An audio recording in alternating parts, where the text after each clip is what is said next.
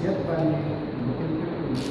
نو ډاکټر صاحب په شخصیت باندې ما یو شعرونه لیکلي او وړاندې سالار د پښتنو د لوی لارې ډاکټر خانه، سالار د پښتنو د لوی لارې ډاکټر خانه، هم ته د خپل قام د بچو پلار یې ډاکټر خانه.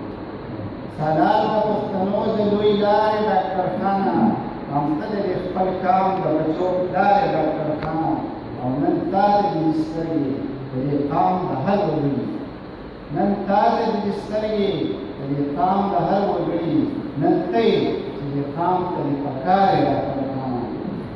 او خبرې ستا د خولې تشې د خولې خبرې نه دي، خبرې ستا د خولې تشې د خولې خبرې نه دي، ولاړ لکه د غره په خپل ګفتار یې ډاکټر خانه. او په دومره پښتونخوا کې مې بل څوک په نظر نه شو عزیزه، په دومره پښتونخوا کې مې بل څوک په نظر نه شو قابل که یې هم تنم د دستار یې ډاکټر خانه. او د امن د یووالي او غیرت په برید ولاړ یې، د امن د یووالي او غیرت په برید ولاړ یې، په خپله خاوره غږ د خپل اختیار یې ډاکټر خانه.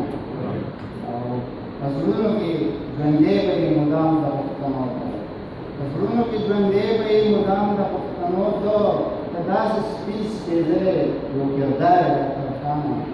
او مطلب چې عبید، معراج، زاهد، شیروز، ادریس له تا نه ځار شه، عبید، معراج، زاهد، شیروز، ادریس له تا نه ځار شه، ته زیری د سیره د سهار یې ډاکټر خانه. ډېره